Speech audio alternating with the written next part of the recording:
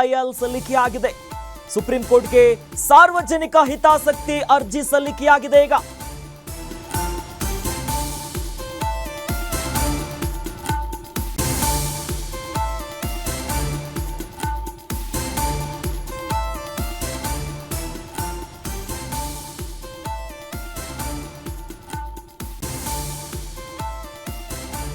Honey trap ವಿಚಾರವಾಗಿ supreme ಕೋರ್ಟ್ಗೆ PIL ಅಂದ್ರೆ ಪಬ್ಲಿಕ್ ಇಂಟ್ರೆಸ್ಟ್ ಲಿಟಿಗೇಷನ್ ಈಗ ಸಲ್ಲಿಕೆಯಾಗಿರುವಂತದ್ದು.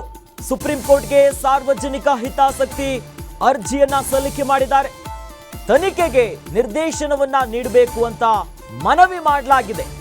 ತುರ್ತು ನಿರ್ದೇಶನ ನೀಡುವಂತೆ ಅರ್ಜಿ ನೀಡಿದ್ದಾರೆ. ಅರ್ಜಿ ಪರಿಶೀಲನೆಗೆ ಸಮ್ಮತಿಸಿದೆ ಸುಪ್ರೀಂ ಕೋರ್ಟ್. ಬಿನಯ್ ಕುಮಾರ್ ಸಿಂಗ್ ಎನ್ನುವವರಿಂದ ಈಗ ಅರ್ಜಿ ಸಲ್ಲಿಕೆಯಾಗಿರೋದು.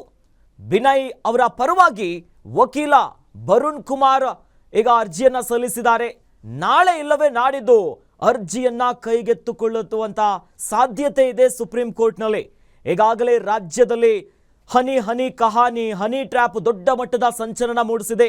ಜೊತೆಯಲ್ಲಿ ರಾಷ್ಟ್ರ ಮಟ್ಟದಲ್ಲೂ ಕೂಡ ಚರ್ಚೆ ಆಗ್ತಿದೆ. ಇದರ ನಡುವೆ ಈಗ ಸುಪ್ರೀಂ ಕೋರ್ಟ್ಗೆ ಈ ಬಗ್ಗೆ ಅರ್ಜಿ ಸಲ್ಲಿಕೆ ಆಗಿದೆ PIL. ಈ ಬಗ್ಗೆ ಹೆಚ್ಚಿನ ಡೀಟೇಲ್ಸ್ ನೀಡ್ತಾರೆ ನಮ್ಮ ಪ್ರತಿನಿಧಿ. ಈ ಬಗ್ಗೆ ಅಂದರೆ ಸದ್ಯ Durgesh, political reporter Durgesh join ಆಗ್ತಿದ್ದಾರೆ. ರಾಜ್ಯ ಮಟ್ಟದಿಂದ ರಾಷ್ಟ್ರ ಮಟ್ಟದಲ್ಲೂ ಕೂಡ ಈಗ ಹನಿ ಟ್ರ್ಯಾಪ್ ಹನಿ ಸದ್ದು ಮಾಡ್ತಾ ಇದ್ದಾರೆ. ನಡುವೆ ಈಗ ಸಾರ್ವಜನಿಕ ಹಿತಾಸಕ್ತಿ ಕೂಡ ಸಲ್ಲಿಕೆ ಆಗಿರೋದು. ಯಾರು ಸಲ್ಲಿಕೆ ಮಾಡೋದು, ಜೊತೆಯಲ್ಲಿ ಯಾವ ರೀತಿಯಾಗಿ ಈ ಪ್ರಕರಣ ಮುಂದೆ ಹೋಗುತ್ತೆ, ಏನಾಗುತ್ತೆ ಅಂತ. ಖಂಡಿತ ಅಖಿಲೇಶ್, ಕಾಂಗ್ರೆಸ್ನ ಸಚಿವರು ಅದರಲ್ಲೂ ಕೂಡ ಪ್ರಭಾವಿ ಸಚಿವರಾಗಿರುವಂತಹ ರಾಜಣ್ಣ ಅವರು ಸದನದಲ್ಲಿ ಈ ವಿಚಾರವನ್ನ ಪ್ರಸ್ತಾಪ ಮಾಡಿದ್ದ. ಇದು ಒಂದು ಅಂತಾರಾಷ್ಟ್ರೀಯ ಸುದ್ದಿ ಆಗಿರುವಂತದ್ದು. ರಾಜ್ಯದಲ್ಲಿ ಸಾಕಷ್ಟು ನಾಯಕ